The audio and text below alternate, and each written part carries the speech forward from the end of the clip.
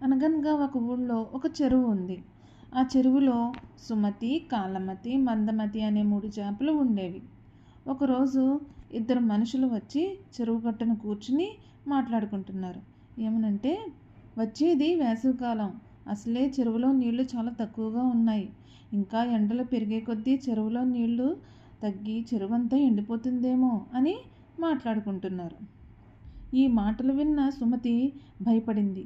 ఈ విషయం తన స్నేహితులకి చెప్పాలి అని అనుకుంది. కాలమతి దగ్గరకు వెళ్ళి ఆ మనుషులు మాట్లాడుకుంటున్న మాటలు చెప్పింది.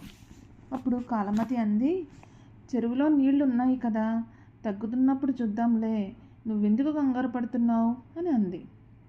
సరే, అక్కడ నుండి సుమతి మందమతి దగ్గరకు వెళ్ళి ఆ మనుషులు మాట్లాడుకుంటున్న మాటలు చెప్పింది. అప్పుడు మందమతి ఏమన్నదంటే, నువ్వు అనవసరంగా కంగారు పడుతున్నావు, అలాగేమీ జరగదు అని సుమతి చెప్పిన మాటలు అంతగా పట్టించుకోలేదు. ఇంతలో వేసవికాలం రానే వచ్చింది. చెరువులో నీళ్లు నెమ్మదిగా ఇంకిపోవడం మొదలయ్యాయి. ఈ విషయం గమనించిన సుమతి ముందు జాగ్రత్తగా ఒక చిన్న కాలువ ద్వారా ఎక్కువ నీళ్లున్న చెరువులోకి వెళ్ళిపోయింది. ఇంకా రోజులు గడిచే కొద్దీ చెరువులో నీళ్లు మరింత తగ్గిపోతున్నాయి.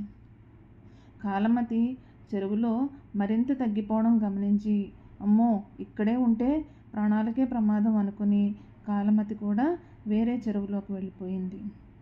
ఇక ఏ విషయం పట్టించుకోకుండా అక్కడే సోమరితనంతో ఆ చెరువులో ఉండిపోయిన మందమతి కొద్ది రోజులకి చెరువంతా ఎండిపోవడంతో అక్కడే చనిపోయింది. ఈ కథ ద్వారా మనం ఏం తెలుసుకున్నాం? మన మేలు కోరి వచ్చి ఎవరైనా ఏదైనా చెప్పినప్పుడు మనం దానిని పాటించాలి.